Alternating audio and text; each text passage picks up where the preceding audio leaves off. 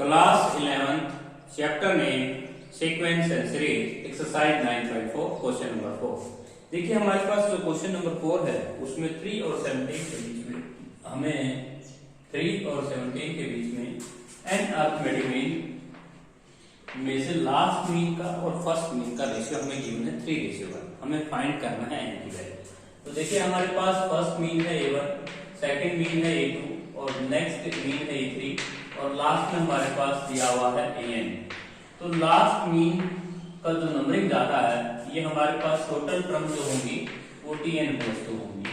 tn+2 हमें दिया हुआ है 17 के इक्वल। यहाँ पे हम फॉर्मूला ऑपरेट कर सकते हैं a प्लस का n+2 - 1 × d और ये हमें 17 के इक्वल दिया हुआ है। a की वैल्यू हम 3 पुट करेंगे और n प्लस का 1 × d इक्वल टू 17 हो जाएगा। तो यहाँ से n+1 d की वैल्यू निकाल सकते हैं। 17 में से 3 अगर सब्ट्रैक्ट करते हैं 14, तो यहाँ से d की वैल्यू आती है 14/n+1। अब अकॉर्डिंग टू द क्वेश्चन में ये कह रखा है कि लास्ट मीन का और फर्स्ट मीन का जो रेशियो दिया हुआ है वो दिया हुआ है an/a1 = 3:1। अब हम ये देखेंगे कि जो हमारा लास्ट मीन है उसका नंबरिंग और टर्म क्या है। तो tn+1 नंबरिंग है इसका, tn+1 और इसका नंबरिंग है t2। तो हम tn+1 के लिए फॉर्मूला बोलेंगे a + n+1 - 1 × d और लास्ट फर्स्ट मीन हमारा t2 है तो इसके लिए हम कह सकते हैं a + d और इक्वल टू 3:1। अब यहाँ पे हम 1 से 1 कैंसिल कर सकते हैं। a की वैल्यू हमें पता है, a की वैल्यू 3 है एंड d की वैल्यू हम 14/n+1 लिख सकते हैं और नीचे हम 3 प्लस का 14/n+1 कर सकते हैं और इक्वल टू 3/1। यहाँ पे हम टेकिंग एलसीएम, तो एलसीएम लेते हैं तो 3n प्लस का 3 इक्वल टू 14 है और नीचे आएंगे 3n प्लस का 3 प्लस का 14 और इक्वल टू 3/1। यदि हम यहाँ से क्रॉस मल्टीप्लाई करते हैं 17n + 3 इक्वल टू 3n की 3 के साथ करें तो 9 है और प्लस का 41 हो जाएगा। 7n में से 9n को सब्ट्रैक्ट करेंगे तो 9n और यहाँ पे 48 n की वैल्यू हमारी आ जाएगी 6। That is our required answer. तो ये क्वेश्चन बहुत ही इजी था। इसके बाद नेक्स्ट क्वेश्चन है हमारा क्वेश्चन नंबर 5। क्वेश्चन नंबर जो 5 है उस क्वेश्चन में हमें 14 अरिथमेटिक मीन्स का जो सम है वो 2 नंबर के अरिथमेटिक मीन्स के 14 टाइम्स दिखाना है। तो क्वेश्चन नंबर 5 जो है वो हमारे पास है 5 और 8 के बीच में हमें 14 अरिथमेटिक मीन ढूंढने हैं। a1 a2 a3 a4 और लास्ट में हमें दिया हुआ है a14 और लास्ट नंबर है हमारे पास a। यहाँ पे हम नंबरिंग ऑफ टर्म देखते हैं तो हमारे पास टोटल 16 टर्म है। तो t16 हमें गिवन है 8 के इक्वल। t16 का फॉर्मूला हम ऑपरेट करेंगे 80 में a + 15d इक्वल टू और a की वैल्यू हम 5 पुट कर सकते हैं 5t इक्वल टू 8 हो जाएगा। यहाँ से 15d इक्वल टू 3 हो जाएगा। d की वैल्यू हमारी 1/5 है। यहाँ से अगर हम a1 को फाइंड आउट करते हैं तो a + b आता है, a2 को अगर हम फाइंड आउट करते हैं तो a + b आता है और लास्ट में a14 को अगर हम कैलकुलेट करें तो a प्लस का 14 हो जाएगा और a की वैल्यू हम यहाँ पे पुट करेंगे तो 5 प्लस का 1/5 तो ये आ जाएगा 26/5। नेक्स्ट हमारी हो जाएगी 27/5 और लास्ट को देखें तो हमारे पास a हमारा 5 है 14 टाइम्स ऑफ 1/5 ये आ जाएगा आपका 29/5 सॉरी 39/5 आ रहा है क्योंकि 5 5 जा 15 25 में अगर हम 14 जोड़ेंगे तो फिर 39/5 आ जाएगा। अब हम इनको कैलकुलेट करेंगे तो इनको हम कैलकुलेट करेंगे तो हमारे पास देखिए a + 2d आएगा तो यहाँ पे 6 कर देंगे 2/5 हो जाएगा। तो ये हमारे पास a14 की वैल्यू आती है। तो a1 हमारा जो आया है वो आया है a1 + a2 प्लस लास्ट में हमारे पास a14 मिला है। हम इनका सम करना है। तो a1 हमारा आया है 26/5, a2 हमारा आया है 27/5 और लास्ट a14 की वैल्यू हमें जो कैलकुलेट होके आई है वो 39/5। यहाँ पे हम सबका ऑपरेट फॉर्मूला लगाएंगे n/2 × a plus last term n हमारा 14 हो जाएगा 14/2 × a plus last term 26/5 plus 39/5। यहाँ पे टेकिंग एलसीएम तो यहाँ पे आ जाएगा 14/2 और ये हो जाएगा आपका 6/5 तो ये 13 पे कैंसिल हो जाएगा, ये 7 पे कैंसिल हो जाएगा तो 91 सम आ जाएगा इनका।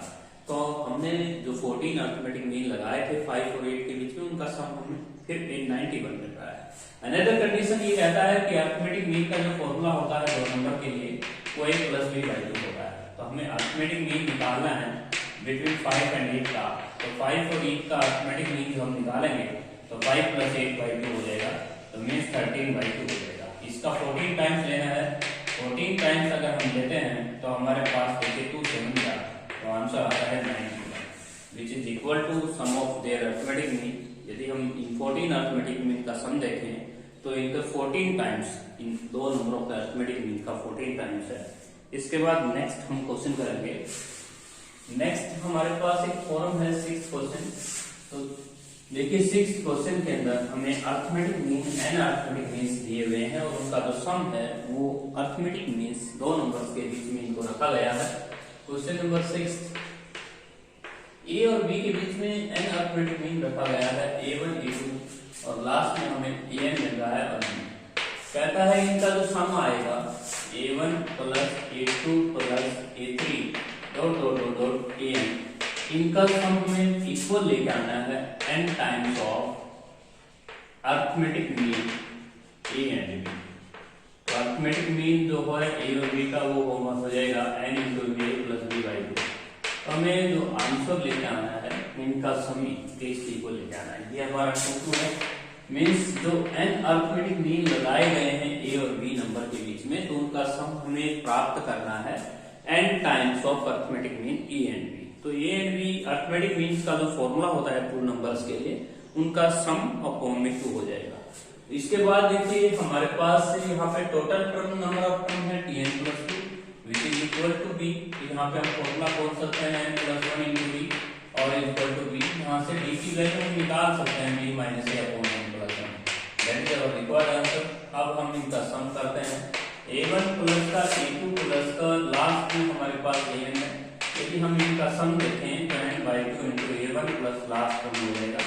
अब यहाँ पे हम देख रहे हैं कि a1 जो है वो हमारी सेकंड टर्म है। सेकंड टर्म के लिए हम a1 के लिए यहाँ फॉर्मूला लगा सकते हैं। मीन्स जो हमारी a1 होगी वो a प्लस b के इक्वल होगी और a2 जो होगी वो हमारी a प्लस b होगी और लास्ट में an देखें तो वो हमारे पास a प्लस b होगा। क्यों होगा? क्योंकि इसके लिए नंबर ऑफ टर्म जो है वो इन स्पिक्सों से ज्यादा जा रहा है। यहाँ पे हमारी फर्स्ट टर्म, ये सेकंड, ये थर्ड, तो मीन्स जो स्पिक्स इसके ऊपर है उससे ज्यादा हम टर्म देख रहे हैं। तो यहाँ पे हम a1 की वैल्यू डालेंगे तो a प्लस b हो जाएगा, an की वैल्यू हम डालेंगे तो an plus a plus nd हो जाएगा। यदि हम यहाँ पे देखें तो d की वैल्यू हम कैलकुलेट कर चुके हैं n बाई 2 और यहाँ पे d की वैल्यू हम रखने हैं, d की वैल्यू है b minus a upon n plus 1 और यहाँ पे भी d की वैल्यू अगर हम रखें तो d की वैल्यू आती है b minus a upon n plus 1। अब यहाँ पे टेकिंग एलसीएम, यदि हम n प्लस 1 एलसीएम लेते हैं तो देखते हैं क्या आंसर आता है। देखिए यहाँ पे अगर हम an प्लस का a एलसीएम लेते हैं plus b minus a plus का an प्लस का a और प्लस का nb माइनस का na और अपॉन में n प्लस 1 हो जाएगा। तो हमने एलसीएम लिया। इसके बाद देखिए यहाँ पे कुछ टर्म कैंसिल भी हो रही हैं। जैसे फॉर एग्जांपल यहाँ पे आपके पास a से a कैंसिल हो रहा है और यहाँ पे na से na भी कैंसिल हो रहा है और यहाँ पे आप दो टर्म्स बची हैं, इनमें से a प्लस b का ना हम कॉमन ले सकते हैं। तो n जैसे हम कॉमन लेंगे n बाई 2 और यहाँ पे बचा हुआ है a प्लस b और लास्ट में हमारे पास n कॉमन लेना है हमें। n जैसे हम कॉमन लेंगे तो हमारे पास a प्लस b बच जाएगा और यहाँ पे an प्लस 1 लिखा हुआ है, n प्लस 1 हमने एलसीएम दिया था। अब देखिए हम a प्लस b हम कॉमन ले लेते हैं इनमें से a प्लस b जैसे हम कॉमन लेंगे a प्लस b कॉमन लेने से हमारा n प्लस 1 बचता है और जो कि n प्लस 1 से n प्लस 1 हमारा कैंसिल हो जाता है। तो हमने जो अनअर्थमेटिक मीन्स लगाए थे a और b के, तो उनका जो सम प्राप्त किया है वो n टाइम्स प्राप्त किया है a और b के अर्थमेटिक मीन्स के इक्वल। तो नेक्स्ट जो क्वेश्चन है हमें वो सेम यही n के लिए करना है। तो देखिए हमें n के लिए तो प्राप्त हुआ है आंसर, तो हम दो क्वेश्चन वहां पे इसी में क्वेश्चन कर लेते हैं।